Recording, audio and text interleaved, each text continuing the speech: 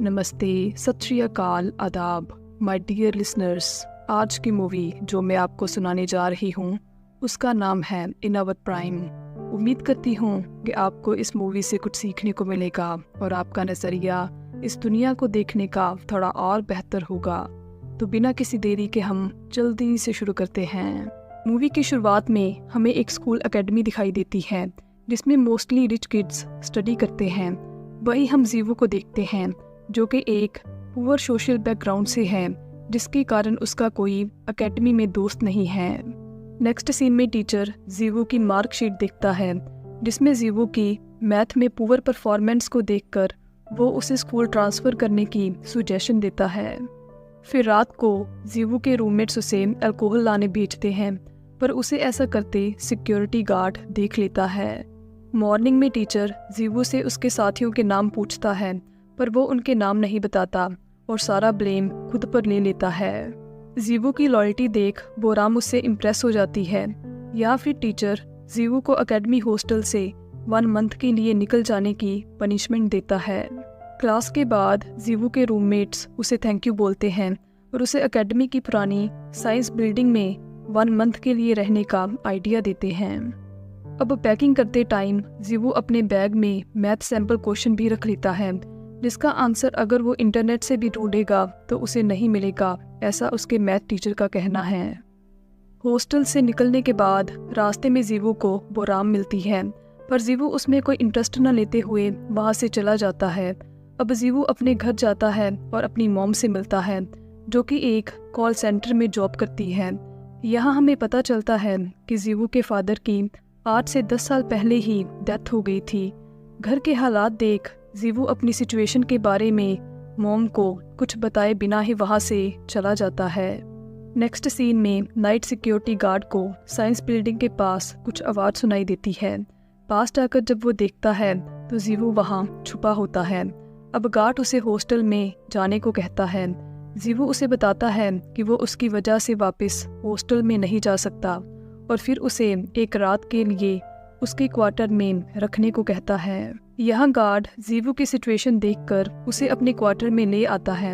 रात को जीवो सैंपल क्वेश्चन सॉल्व करते जब नींद में चला जाता है तो गार्ड की नज़र जीवो के मैथ सैंपल क्वेश्चंस पर जाती है। अब सुबह हो जाती है और गार्ड जीवो को अपने क्वार्टर से निकाल देता है। क्लास में जब जीवो अपनी शीट चेक करता है तो सभी आंसर्स करेक्ट होते हैं। फिर जीवो गार्ड के पास जाता है और उससे पूछता है कि क्या उसने उसके मैथ क्वेश्चन सॉल्व किए थे। यहाँ गार्ड उसकी बातों का कोई आंसर नहीं देता और फिर उसे रूम से निकाल देता है।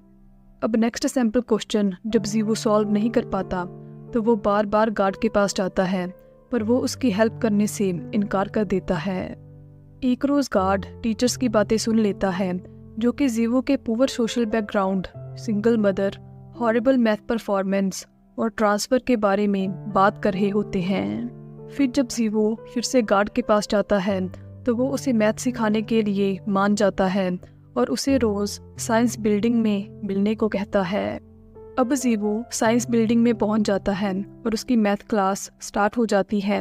फिर क्लास के बाद गार्ड जीवो की सिचुएशन को देख उसे उसके क्वार्टर में रहने की परमिशन दे देता है। नेक्स्ट मॉर्निंग टीचर स्टूडेंट को बताता है कि उनकी एकेडमी का पाइथागोरस कंपटीशन 2 महीने में स्टार्ट होने वाला है, जो कि सभी स्टूडेंट्स का फाइनल एग्ज़ाम भी होगा, इसलिए उन्हें कंपटीशन में अच्छा परफॉर्म करना होगा। फिर हम जीवो को देखते हैं जिसे गार्ड मैथ के फंडामेंटल्स समझा रहा होता है। अब हॉलीडेज़ स्टार्ट हो जाती हैं तो बोराम की मॉम उसे लेने आती है और रास्ते में उसे बताती है कि उसने उसकी ट्यूशन के लिए एक बेस्ट टीचर को ढूंढा है। समय गुजरता है और हम जीवो को मैथ की लगातार प्रैक्टिस करते हुए देखते हैं। अब 1 महीना ख़त्म हो जाता है और जीवो अपने हॉस्टल में वापस आ जाता है। फिर एक दिन बोराम जीवो का पीछा करती है और साइंस बिल्डिंग में पहुंच जाती है। उसे वहां देखकर जीवो और गार्ड दोनों सरप्राइज हो जाते हैं। अब बोराम बातों ही बातों में गार्ड को बताती है कि वो जीवो को पसंद करती है, जिसे सुनकर जब जीवो शॉक हो जाता है तो वहीं गार्ड बोराम को कहता है कि अगर वो चाहे तो वो भी उससे मैथ सीख सकती है, पर उसे इस बात को सीक्रेट रखना होगा। अब क्लास में टीचर मैथ की प्रॉब्लम सॉल्व कर रहा होता है। जिसका आंसर जब टीचर निकालता है तो जीवो उसे गलत बताता है। अब टीचर जीवो को उसे रॉन्ग प्रूव करने को कहता है। जब जीवो टीचर को रॉन्ग प्रूव कर देता है तो ये बात टीचर की ईगो पर लगती है और वो उसके आंसर को गलत बताकर उसे क्लास से निकाल देता है। क्लास के बाद जीवो टीचर को कहता है कि उसने ट्रांसफ़र होने का आइडिया ड्रॉप कर दिया है। नेक्स्ट सीन में गार्ड अपने मोबाइल पर मैथ का कोई थीसिस देख रहा होता है जिसके स्पेलिंग रीड करना उसके लिए टफ हो रहे थे। नेक्स्ट डे जीवो अपने क्लासमेट की हेल्प से क्लास लैब प्रिंटर का यूज़ करके सेम थीसिस प्रिंट करवा के गार्ड को दे देता है, जिसे देख वो खुश हो जाता है और कल के पाइथागोरस एग्ज़ाम के लिए उन्हें बेस्ट विशेस देता है। अब एग्ज़ाम स्टार्ट हो जाता है, जिसे देखकर बोराम उसे बिना किए वहाँ से चली जाती है। अब गार्ड और जीवो डिनर करते हैं और वही बोराम घर आकर पाइथागोरस एग्ज़ाम प्रॉब्लम्स को ऑनलाइन लीक कर देती है, जो कि उसके ट्यूशन टीचर ने उसे एग्ज़ाम से पहले दी थी। अब एकेडमी में जब प्रिंसिपल को पेपर लीक का पता चलता है तो वो मैथ टीचर को इस मैटर को जल्दी से सॉल्व करने को कहती है। फिर हम देखते हैं कि मैथ टीचर ही बोराम का ट्यूशन टीचर होता है जिसने बोराम को पेपर लीक किया था। अब गार्ड और जीवो दोनों बुक्स खरीदने जाते हैं। यहाँ काउंटर पर उन्हें एक पर्सन मिलता है जो गार्ड को डॉक्टर रिहाक के नाम से बुलाते हुए कहता है कि वो उनकी यूनिवर्सिटी के मैथ प्रोफेसर थे। अब जीवो को देख वो उसे रिहाक का बेटा समझ उसे बेस्ट विशेस देता है। नेक्स्ट डे कैंटीन में टीवी पर जीवो डॉक्टर रिहाक का नाम सुनता है तो उसे पता लगता है कि डॉक्टर रिहाक एक नॉर्थ कोरियन मैथमेटिशियन है जो कि आज से 4 साल पहले साउथ कोरिया आया था। 160 साल के बाद वो पहला मैथमेटिशियन है जिसने अपने थीसिस में रेमन हाइपोथेसिस प्रॉब्लम को प्रूव किया है, जिसके लिए उसे $1 मिलियन का अवार्ड दिया जाएगा। यह टीवी गेस्ट प्रोफेसर ओम एंकर को बताता है कि वो रिहाक को आज से 40 साल पहले मैथ ओलंपियाड कंपटीशन में मिला था। वो कंपटीशन में साउथ कोरिया को रिप्रेजेंट कर रहा था और रिहाक नॉर्थ कोरिया को, जहां पर उन दोनों को एक फेमस मैथमेटिशियन ने सेम फाउंटेन पेन भी गिफ्ट किए थे। अब जीवो डॉक्टर रिहाक के पास पहुंचता है और उसे चल रही न्यूज़ के बारे में बताता है, पर डॉक्टर रिहाक जीवो से उसकी आइडेंटिटी को सीक्रेट रखने को कहता है। नेक्स्ट सीन में टीचर सीसीटीवी फुटेज जीवो को दिखाता है और पेपर लीकेज का ब्लेम उस पर डालते हुए कहता है कि इसलिए उसके एग्ज़ाम में 70+ मार्क्स आए थे। यहाँ जब जीवो टीचर को कहता है कि वो लैब में बस थीसिस प्रिंट करने गया था तो टीचर उसकी एक नहीं सुनता और उसे एकेडमी से ट्रांसफ़र होने को कहता है। अब जीवो डॉक्टर रिहाक के पास जाता है जो अपना बैग पैक करता है और जीवो से उसकी सिचुएशन के बारे में सुने बिना ही वहाँ से चला जाता है।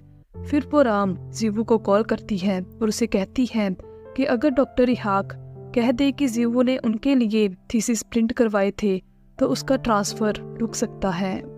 यहाँ अब हम डॉक्टर रिहाक को देखते हैं जो कुछ सोच रहे होते हैं। फ्लैशबैक में आज से 3 साल पहले जब डॉक्टर रिहाक ने रेमन हाइपोथेसिस प्रॉब्लम प्रूव कर दी थी तो उसी रात उनका बेटा साउथ कोरियन से फाइट करके आया था, क्योंकि वो नॉर्थ कोरियंस को मार रहे थे, जिसके कारण वो साउथ कोरिया में सफोकेट फील कर रहा था और नॉर्थ कोरिया वापस जाना चाहता था। इसलिए उसी रात वो घर से अपने फादर से लड़कर बॉर्डर क्रॉस करने चला जाता है, पर बॉर्डर पेट्रोल गार्ड उसे देख लेते हैं और उसे वार्निंग देते हुए वापस जाने को कहते हैं, पर जब वो नहीं जाता तो आखिर में वो उसे शूट कर देते हैं। अब जीवो अपने घर जाता है और ट्रांसफ़र एप्लीकेशन फॉर्म पर अपनी मॉम की सिग्नेचर स्टैंप लगाकर टीचर को सबमिट कर देता है। नेक्स्ट सीन में बोराम डॉक्टर रिहाक को कॉल करती है और उन्हें जीवो की सिचुएशन के बारे में सब कुछ बता देती है। अब एकेडमी में पाइथागोरस अवार्ड सेरेमनी स्टार्ट हो जाती है। जब जीवो अपना सूटकेस लेकर जा रहा होता है तो बोराम वहां आ जाती है और उसका सूटकेस लेकर ऑडिटोरियम चली जाती है। फिर अवार्ड सेरेमनी स्टार्ट हो जाती है जिसका चीफ गेस्ट उनकी एकेडमी का स्टूडेंट प्रोफेसर ओ होता है। यहाँ अब डॉक्टर रिहाक आ जाता है और प्रोफेसर ओ को फाउंटेन पेन दिखाता है, जिसके बाद प्रोफेसर ओ उसे मिलकर बहुत खुश होता है और उसके बारे में सबको बताते हुए कहता है कि वो फेमस मैथमेटिशियन डॉक्टर रिहाक है। यहाँ सभी टीचर्स और स्टूडेंट गार्ड की ट्रू आइडेंटिटी जानकर शॉक हो जाते हैं। अपनी स्पीच में डॉक्टर याक बताते हैं कि आज वो बस एक स्टूडेंट जीवू के कारण यहाँ खड़ा है जिसे झूठे केस में फंसाया गया है। डॉक्टर याक कहते हैं कि जीवू ने कोई पेपर लीक नहीं किया, वो बस लैब में उसके थीसिस प्रिंट करने गया था, इसलिए वो चाहेगा कि जीवू को ट्रांसफ़र ना किया जाए। इतना कहकर जब डॉक्टर याक वहाँ से जा रहे होते हैं तो अकेडमी प्रिंसिपल अपनी स्पीच में कहती है कि जीवू को ट्रांसफ़र नहीं किया जाएगा और इस केस को डीपली इन्वेस्टिगेट करने के लिए वो एक कमेटी इस्टेब्लिश करेगी। ज़िंदगी में जब बहुत हार्डवर्क करने के बाद भी आपको बार बार फेलियर का सामना करना पड़े तो उस टाइम पर आपको अपनी फील्ड के किसी अच्छे टीचर या मेंटर से हेल्प लेनी चाहिए जो आपकी कमियों को समझकर आपको सही डायरेक्शन में गाइड कर सके, जैसे कि डॉक्टर याक ने जीवू को किया था। So guys, if you are at that stage of your life, then do find a good mentor. It will definitely change your life. आज के लिए इतना ही my dear listeners। फिर मिलेंगे नेक्स्ट वीडियो में, तब तक के लिए अलविदा।